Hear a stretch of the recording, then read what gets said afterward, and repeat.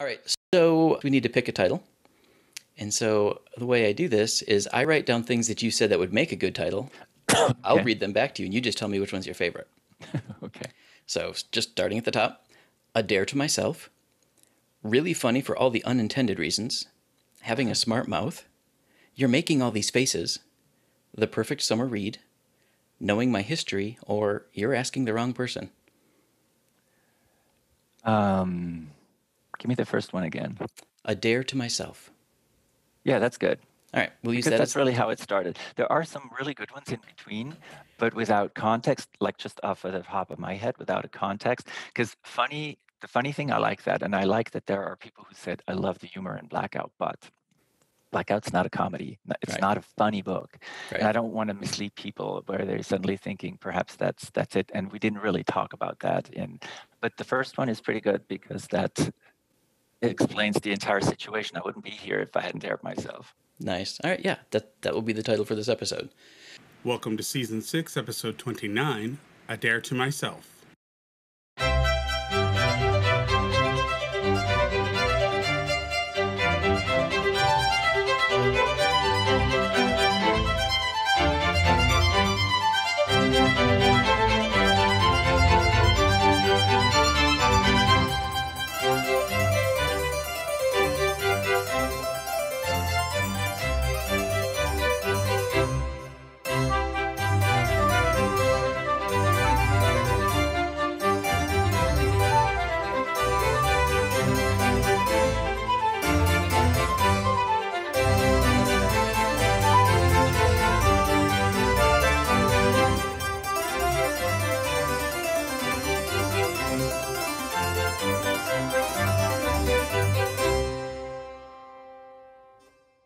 This is Written on the Edge. I'm Vance Bastian, and I'm really glad you're here with us. My guest today is Marco Carocari. Marco grew up in Switzerland, where he, over the past 50-odd years, worked in a hardware store, traveled the globe working for the airlines, and later as an internationally published photographer, and frequently jobbed as a waiter, hotel receptionist, or manager of a professional photo studio. In 2016, he swapped snow-capped mountains, lakes, and lush green pastures for the charm of the dry California desert, where he lives with his husband. Blackout is his first novel. Marco, welcome to the show. Thank you for having me. Our, Welcome, welcome. our pleasure. So, if you could tell people what made you decide to take the change to being an author after a lot of other things in your life. Yeah, well, I guess I really can only describe it as it was a dare to myself. I always have my entire life loved reading books, reading crime fiction, mysteries, thrillers, watching crime movies. And a few years back, I thought, well, how hard can this be? Let me try this. After reading all this stuff, some really great books, and then some that were sort of in between, and I thought, yeah, I can do this. Also, I just found or rediscovered a manuscript I'd written when I was 20, and it was at the time almost 25 years to the week later, and it was just awful. It was awful on so many levels and really funny for all the unintended reasons. And I thought, okay, I can do better than this, definitely. And I wanted to make sure I also tried something new. German is my mother tongue, or Swiss German as it is. And I wanted to write it in English. So I did that. I knocked it out in 3.5 months. And of course, I Nice. thought I was finished. I was done. I was like, okay, print, No. let's, yeah. And I gave it to my friends to read, first of all, of course, small group. And the nice thing about my friends, and the horrible thing, is that they're brutally honest. So I got some instant feedback right away. Nobody was sugarcoating anything or padding it, despite the actually generally favorable reviews, if you can call it that. So I realized I had some work ahead of me, and then basically it was all just a game at the start. I just wanted to see, can I do this? Can I write something that sounds American? I've always been a huge fan of all things America and pop culture and all that sort of stuff. I wanted to sound uh, not necessarily stylistically, but I wanted to come off like an American, like my favorite authors, Dennis Lane, Michael Connelly, people like that, Mm-hmm. the books that I enjoyed. So I started taking writing classes, and during that process, I eventually moved to the United States. Things changed in my life very unexpectedly, and I got married. And once I was here, I started going to writers' conferences. That was an eye-opener. Got a lot of help, met a lot of great people. And that's when it became serious, when I thought, okay, I think I have a story here that hopefully is kind of universal and can touch many different people. I always knew I wanted a gay protagonist, but I didn't want to necessarily write a gay book. Mm-hmm. So that's about, I'd say about 4 years ago, I decided to do the leap from just tinkering around a little bit. And then, yeah, things went from there. Well, to quickly touch on that point, I know one thing that we're all hungry for are stories with gay characters that aren't about being gay. You know, Yeah. we've got libraries filled with coming out stories, and while they're important, we've got them. We've got libraries filled with relationship angsty stories. They're important, but we've already got them. So the fact that you took this in a different direction, I love.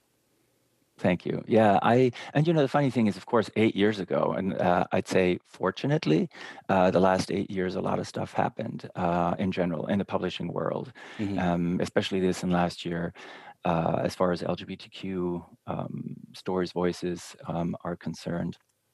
But 8 years ago, I felt that the kind of story I wanted to read and ultimately decided I wanted to write, I couldn't really find anymore. I've said this many times before, so apologies for those who listen who've already heard me ramble on.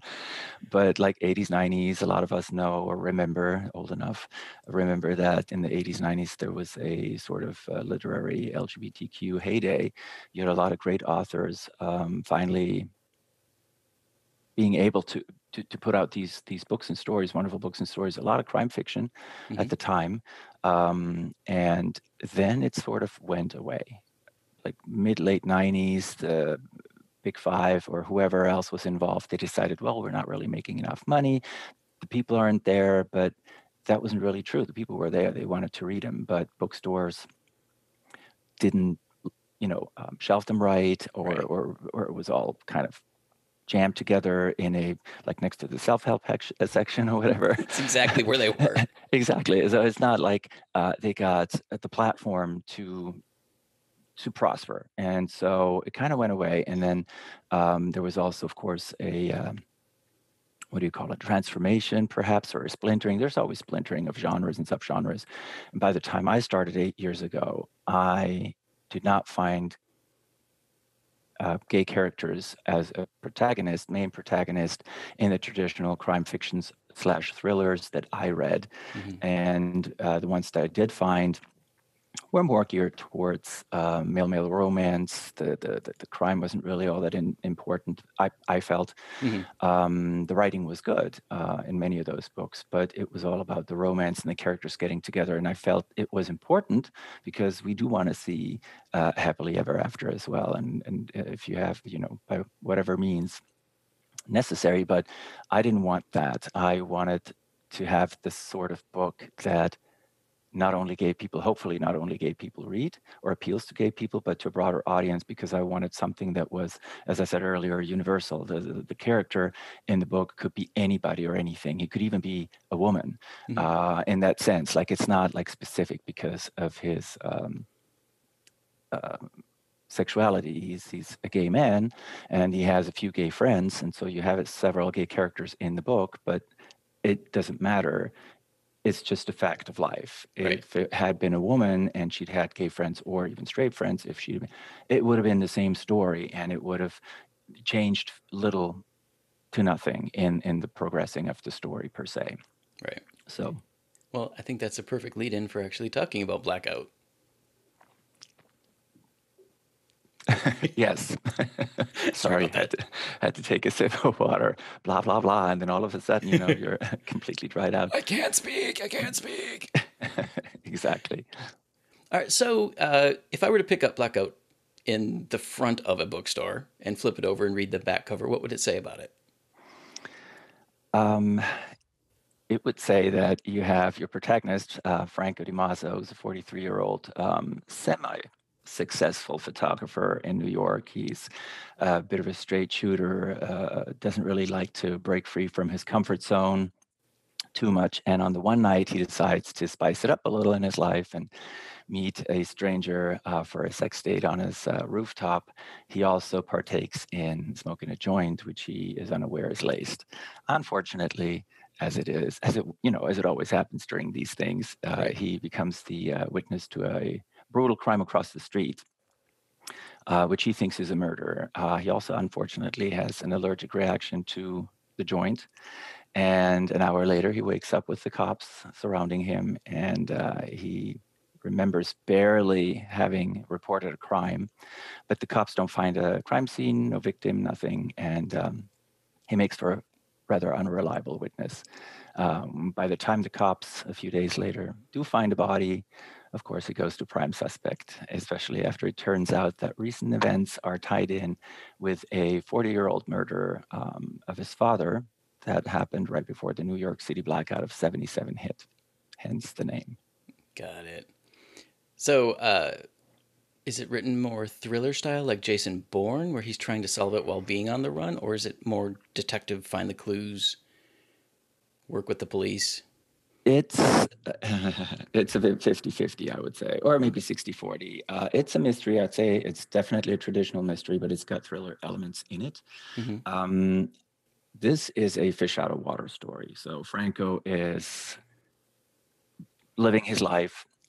As I said, he is somewhat successful, but not super successful. He works two part-time jobs.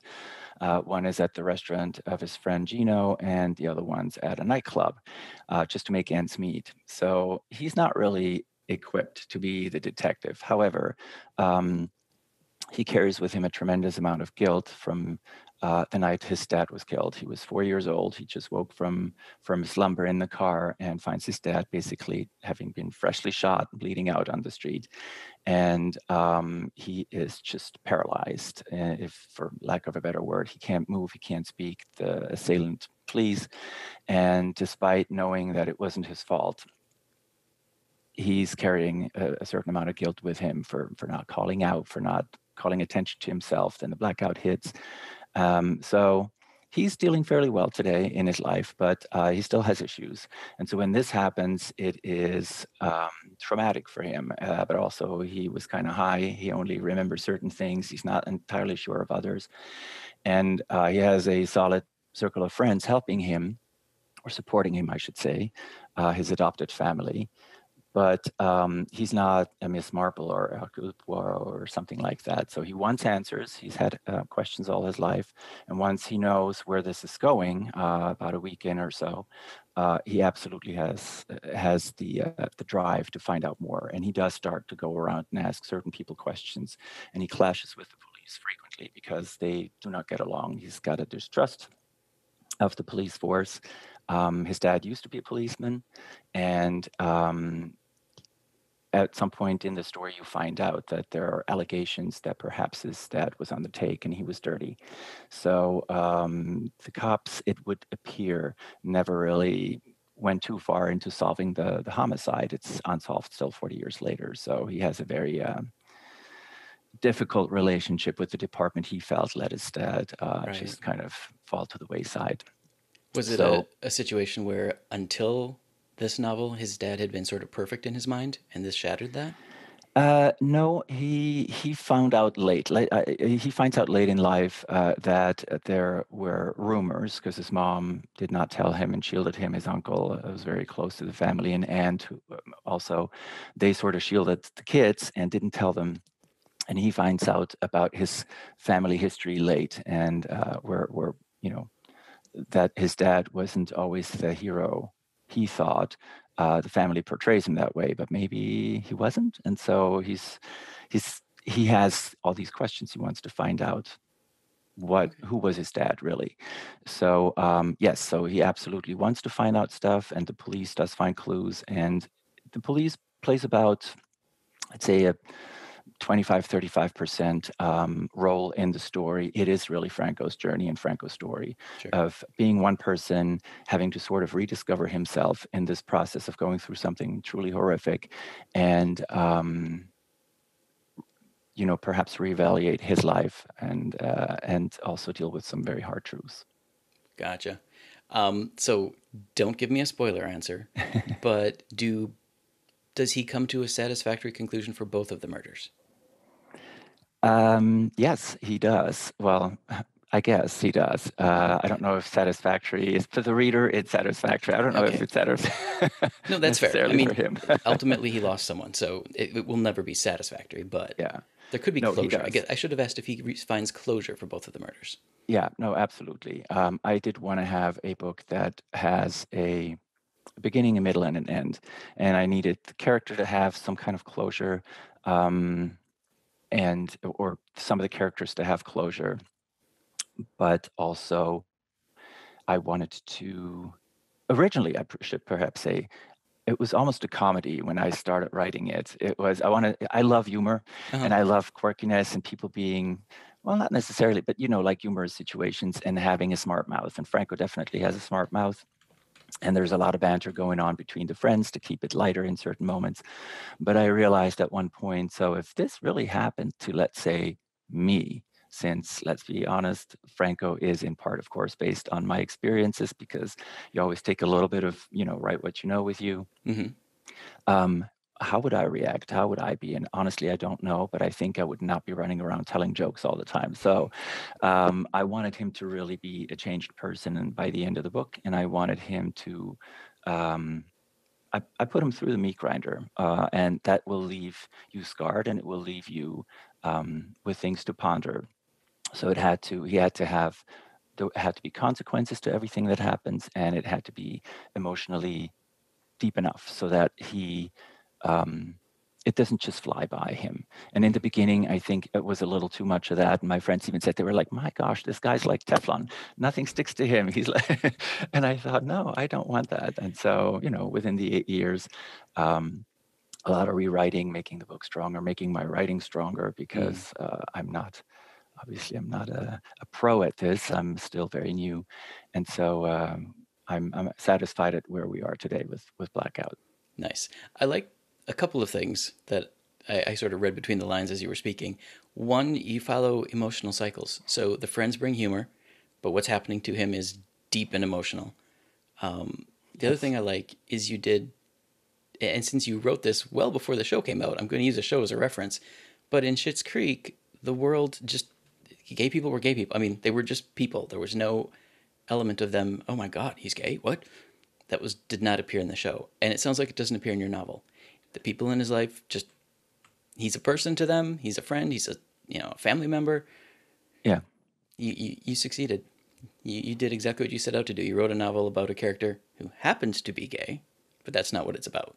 Yeah, no. And of course, there are, certain moments in there where you reflect life. I've been very privileged. I have to say and I'm very grateful for this, but I've been very privileged. I had a supportive family all around, not just my parents, my sister, but extended family. But I do know a lot, probably a lot more people who did not have that, and really struggled, and even experienced with friends some very sad moments and stories when I was growing up and later in life of seeing how the families treated them. And yet, as I continue to live my life, I do have my adopted family of friends who are like family, who were people I had a lot more close contact with than my own family, despite the support and our good relationship. And I think that's true for everyone. I mean, straight people get married and have kids, and so you have that, not necessarily having your family still in your life, your previous family. So in this book, I just kind of wanted to have that as well, but there's also tension. For example, after Franco's dad dies, his brother, his uncle, or I should say, his Franco's uncle and aunt, are really stepping in. There are problems in the family in general, but they really step up their game, and they sort of almost help raise the kids, because this, his mother, the woman his dad married, is suddenly alone, and there are two kids. One is just newborn. So to me, that also sort of speaks to family and how you're there. But then as Franco comes out to his uncle has a really hard time with it. Hmm. And so there's tension there. And because he's close to a father figure, that is hard for Franco. He's always looked up to this person. They still do, and he's making some really bad dating choices, so it's not helping the situation. Right. But there is still tension. Sometimes the family may be supportive in one aspect of your life, but not so much in the other. And sometimes that can be surprising and disappointing, but it happens. Mm-hmm. How long is your novel? It sounds like it's an incredibly rich story. It's a lot shorter. Like you touch on stuff here and there. It was at one point quite long. It is 288 pages in a paperback. Okay. So it's actually a fairly fast read, I've been told. I really cut out a lot of the parts that explain backstory. After going back several times and rewriting over the last year and a half before it came out in March, I realized a lot of the backstories and side stories that I had with the friends and the families, they needed to move away. It was just taking too much from the plot, and it is ultimately Franco's story. But by having certain scenes with people and conversations he has with his friends or someone from the family, you learn really quickly that the relationship is great or it's strained or there are issues and why they are there, and they're explained fairly quickly, believably, I think, hopefully, also, what's the word, organic, Mm-hmm. so that you have it there, you realize it, but we're not just revisiting chapter after chapter. So I really wanted to focus on Franco's story and moving it forward. And that's the feedback I keep getting, that it's an engaging read, that it doesn't bog down too much. There's Right. enough information to make the characters three-dimensional, but not where you're like, where were we before? Because we just spent like 500 pages with this character, and now I'm out of the story. I don't know where we are anymore. And I have a tendency to do this. I mean, even talking to you now here, I'm explaining it, and sometimes it's kind of like, yeah, we got to shut up. You're fine. This is actually the stuff I want to hear. But that is one of the best techniques that I've seen. And I used to work in publishing, so I did get to work with authors. And it is one of the greatest techniques. If the author knows that whole backstory, they don't have to write it down. It does not have to be an exposition, because that will just bleed through the story as the characters act. Yes, absolutely. And now, of course, as I take more writing classes and I've read so many books. Just in the last 2 years, I think I read maybe, I don't know, 80 books. Mm-hmm. I have moments where nothing happens, where I don't read for 3 months because I'm working on something. Mm-hmm. And then I read 2, 3 books a week. And I do it for the joy of reading. I do it for the joy of a great story, hopefully, but also to pick up on how other people are doing it. And the same goes for movie making. Like the other day, we were watching movies and my husband looks over at me. His name's Mark, and Mark looks over and he's like, you're making all these faces and you look very intense. What's going on? I'm like, I'm dissecting the story. I'm like, he said this, and then it's a great exposition, and the way they introduce this character, and I'm trying to enjoy the movie, and I guess I am enjoying the movie, but I'm taking it completely apart, scene by scene, Mm-hmm. on how characters are introduced, how an arc is brought to closure or whatever, to see how I like it, how that resonates with me, Mm-hmm. and if I can learn something from it. I often find that if I'm able to dissect a book or a movie on the first go through, it's because something about it hasn't grabbed me. If I find that I've made it through the story, again, book or film or TV show, and haven't dissected it, that means it was really well done, because my brain didn't start picking it apart. And those are the ones I go back and watch again to pull apart, because those are the ones that have mastered something that captured every part of my imagination, both the technical and the creative side. And those are the ones I want to take apart and figure out, how did they do that? How can I repeat an idea like this? Right. Yeah.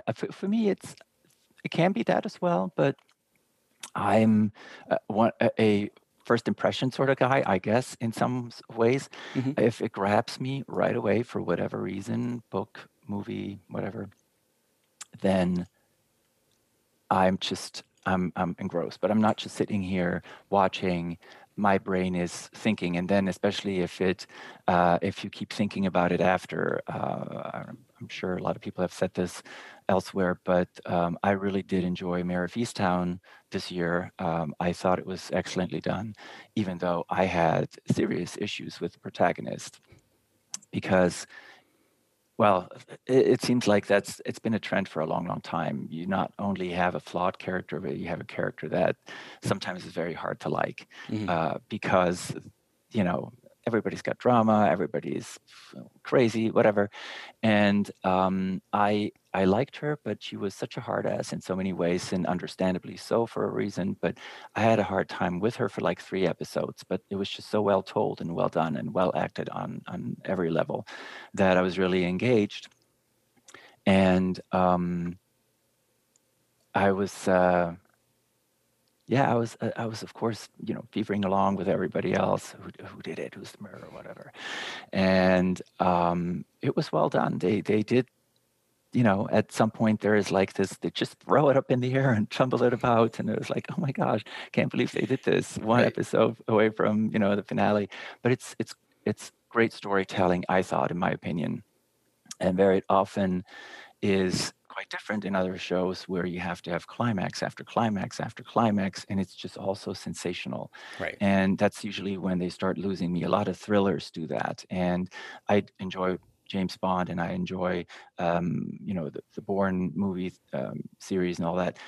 There is great storytelling in there as well, but generally speaking, in recent years, I found that a lot of thrillers, the heart pounding comes not so much because there's a natural build-up to the story, but because there is like one ending after the other, and each of them would have been good on their own. But now 4 endings in, at 2 hours, 45 minutes later, I'm kind of like, Jesus, just end this fucking thing. It's Hollywood, perhaps, but Right. I read a couple of books that were the same way, that ended on this, or you thought they would end on a really, really great note. And then you have all these twists that still need to be there. And some were very well done, and others, it was overcooked, in my opinion. But, you know, everybody has their opinions on anything, anyhow. Right. And it appeals to a certain demographic, and that's fantastic. And then certain books and movies appeal to others. And there should be space and room for everything. There is. And I think there is too. Yeah, All I do too. Anything else you want to share about Blackout? And I'm trying not to spoil the ending. No, it's the perfect summer read, I think. And I'm very grateful that I've gotten the not only the feedbacks, but also the coverage that I've gotten from critics and from websites, web pages, you know, bloggers and all that. It makes me very happy, because of course, when you finally get to the point where you release a book, you always hope that everybody loves it. You know that that's not going to be the case. Right. There's always going to be people who won't. And I'm sort of I have a heart. How can I say this? I'm hard on myself, very much so, all the time. And I'm always worried about what everybody else thinks. It's been something that I've kind of dragged around with me for 53 years. And I can live with it now. But, you know, having something like this done, where you're suddenly stepping in front of the world and say, this is what I've created, it's a scary moment, because you don't know how people are going to come back to you. And it's painful, of course, when they tell you, my God, this was shit. But you got to live with this. Again, you can't please everybody. You can only hope that you find your audience. And so far, it's been going very well, and I'm very happy about that. And I'm excited about the next few months. There are all these writer conferences that are happening, from Melis Domestic to the first, for me anyway, in-person event in a long, long time at BoucherCon this August in New Orleans, if nothing changes. That'll be fun, where you can meet, you know, new readers, new hopefully fans at some point. But I'm happy that Blackout turned into what I wanted it to be, an engaging, hopefully engaging read, depending on, I guess, who the audience is. Getting the characters across, getting the stories across, and making it fast-paced read where people can hopefully enjoy themselves within a few days. And I'm hoping that, there are more people out there who are intrigued at the very least to go check it out. Perfect. If I can just share something that I learned from one of the best mentors I've ever had. Whenever you receive feedback like that comes across as an attack, distill it out and look for what they were looking for and didn't get. Because yes, very often, absolutely. Yeah, it's very often it's not about you. It's about the reader or viewer or whatever medium. They were looking for something and didn't get it. And if you can figure out what that was, I mean, you can't obviously fix something that's already out in the world, but maybe you can recraft the next one to include a bit of it. Oh, yeah, absolutely. And I keep saying that, like all the people I met in person, all the people who bought the book in person or reached out to me already, I always tell everyone, feel free to share your honest opinion. It does not matter how our standing is to one another, because, and perhaps I'm a little too Swiss in that regard, but I don't like bullshit and I don't like people being dishonest for whatever reason. I've always been that way. So if you have something to say, and like I'm saying this again, the last 20 odd years, I've lived in a very vocal, opinionated crowd with my friends. I'm used to people taking you apart, but also supporting you. And if someone comes at me and says, I did not enjoy this, tell me why. Yeah. I want to learn. I want to become a better writer. And I want to do better next time. You always hope that whatever next project you're doing, you're becoming a better writer and a better storyteller. So now that I've actually I've dived into this and said, this is what I want to do. I'm a photographer by trade, and I will probably always do photography for the rest of my life because that's where the money is. But the writing is a very integral part of my life, and I enjoy it. I'm passionate about it. I do want to continue, and that means I have to work on myself, my craft, and all that. So I like to ask what's up next, and I'm going to ask two different ways. First, are you working on another book? Yes and no. I have to say this year has been exceptionally challenging on a lot of different levels. Some family tragedies and other stuff. And I hate the word writer's block, and I'm not necessarily in writer's block because I have ideas. They're there, they're outlined. I have 3 pretty fleshed out projects I am working on. One is a sequel to Blackout, because Blackout was never intended to be a series. I didn't want a serialized character. Franco's story is a 2-book deal, but there is at the end, there would be a very natural continuing story arc for Franco. Okay. And I think a really good one. So I hope I get to tell it. And there is a completely different project I'm working on that's LAPD out of Los Angeles, a completely new character, totally new case that I researched and started writing all of last year. And then a completely different project that's set in Palm Springs that's a little bit more noir. And the issue is that I always feel I need to know more about the things I write about. And the police procedural has been really tough. I want to be able to write it as believably and factually accurate as possible. And that means I need a lot more, not firsthand knowledge. I can't get that, but at least talking to people. And of course, with COVID, that's been really hard. Right. So I finally got to go to visit a police station in LA through this friend that I've made over the last 2 years, who's been exceptionally helpful to me. And that helped me a lot. I was able to do a ride along, which was fantastic.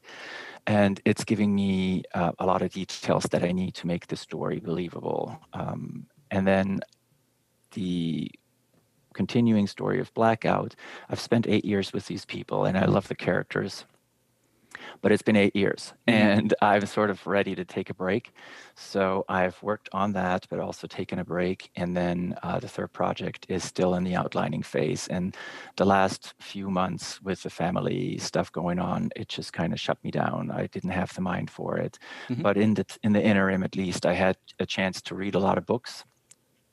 And I'm really, really hoping to be close because I am taking notes. I'm going back into the projects. I write a sentence or two, but I haven't really sat down and written anything substantial in the last 2-3 months, which is discouraging for me and hard. It frustrates the hell out of me. Mm.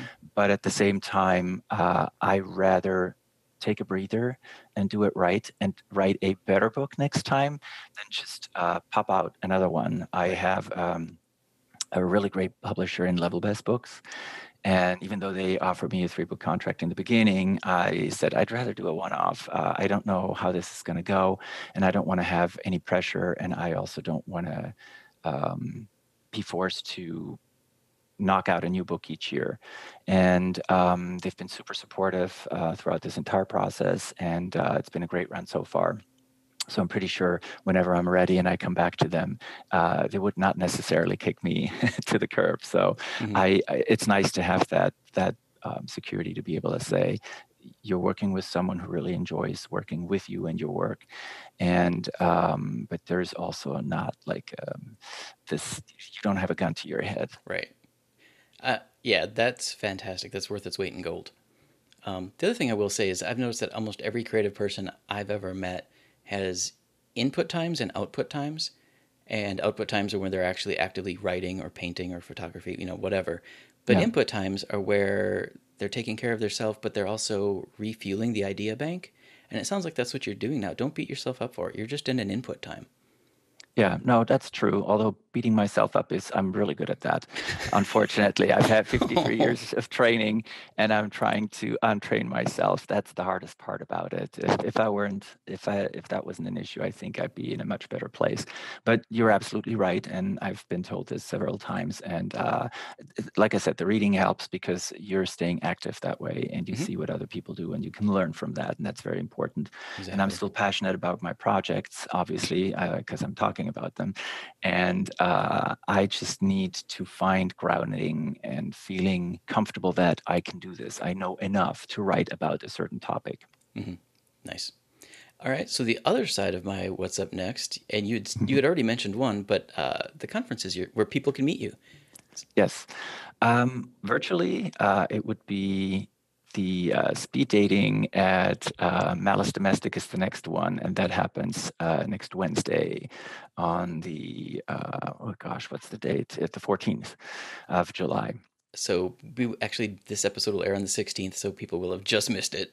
So you will just have missed it. So that means you have to fly to BoucherCon. Well, now hold on though. Will that virtual one be aired after the fact?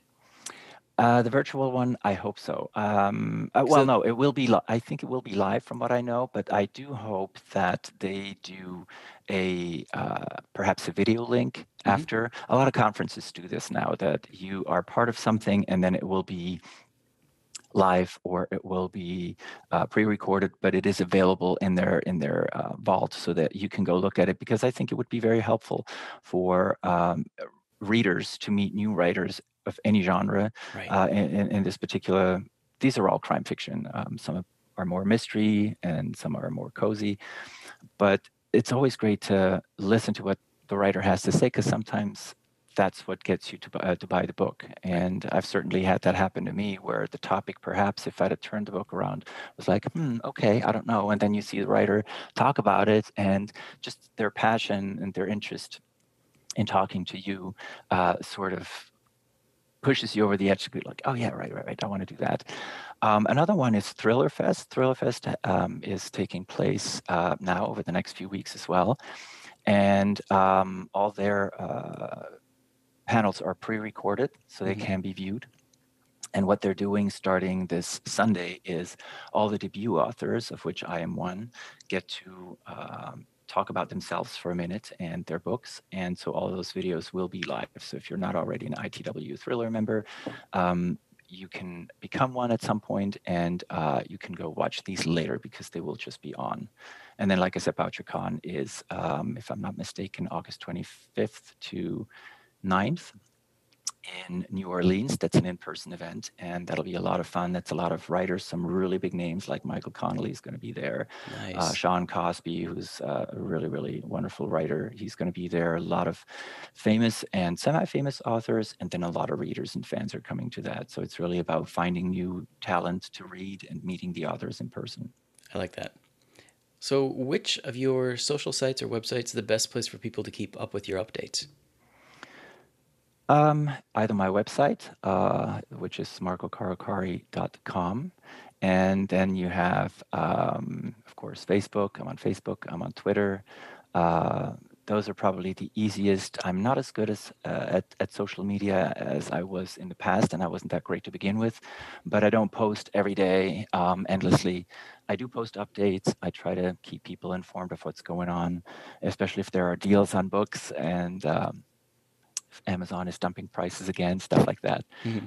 But yeah, you can find me under my name, Marco Carocari, on Twitter, on Facebook, on Instagram, LinkedIn, although I never really use that anymore, and my actual webpage. Your website. Perfect. All right. Any final words of wisdom? You're asking the wrong person. I am not. I would say, if anything, whatever you're passionate about, stick with it, even if it's perhaps not, even if it doesn't make money, or if you feel you're wasting your time. If you're passionate about it, stick with it because it brings you joy, and work on it to make yourself better at it, whatever that may be. In my case, writing has always been a passion, and I'm so happy to be at this point in my life, which I would never have thought even just 6 years ago. Mm-hmm. So it definitely keeps to realize, helps to stay focused and stay active and realize your dream, and then see what happens after. Perfect. All right, folks, this was Written on the Edge. The Wrote Podcast is produced by Rogue Ravens Media. For our disclaimers, links to social media, our listen stations, or to sign up as a guest, visit www.wrotepodcast.com. I'd like to extend a huge thank you to Marco for being with me today. Marco, thank you so much. Thank you so much. And it was a pleasure to be here. It's always awesome, to have a wonderful podcast like yours, and for podcasts to introduce people to more LGBTQ authors. I really appreciate your time and interest. Thank you. Thank you, and thank you for helping us keep it going. Absolutely. All right, folks, pick up Blackout for your summer read and enjoy it, and then look for a new author at one of the many conventions that we mentioned here today. I'll talk to you soon. Bye-bye.